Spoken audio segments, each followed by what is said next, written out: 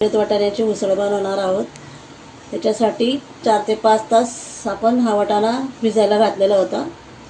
आता आपण याला कुकरमध्ये टाकून घेऊ।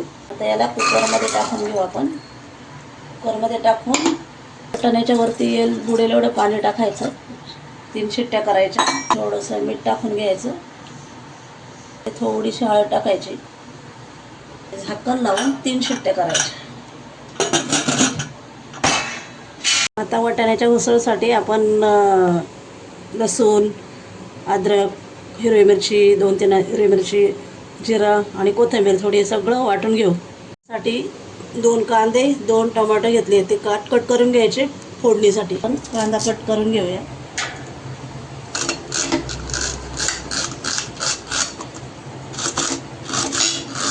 टोमॅटो कट करून घेऊया।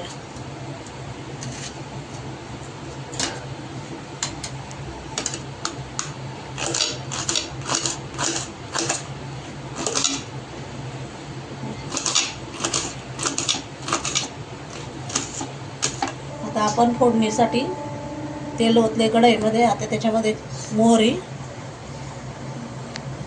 थोडासा जिरं, थोडासा कढीपत्ता। आता जिरी मोहरी चांगली तळली। आता याच्यामध्ये कांदा टाकूया।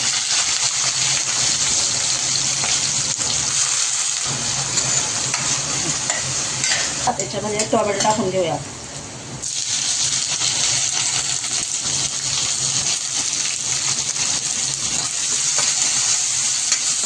हळद पावडर, मराठी मसाला, धना पावडर, गरम मसाला चांगले याला फ्राय करून घ्यायचे। आणि थोडासा हिंग। त्याच्यामध्ये थोडंसं पाणी टाकून घेऊ आपण शिजायला। चांगलं शिजून घ्यायला पाणी टाकून घेऊया। आणि वाटलेलं मसाला घेऊन टाकून घेऊया।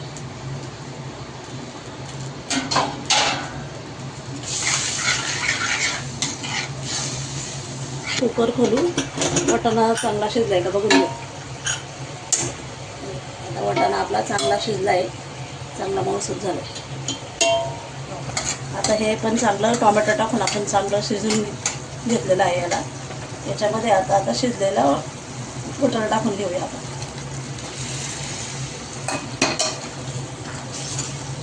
चांगलं याला मिक्स करून घ्यायचं। कोथिंबीर टाकून घेऊया वरतून।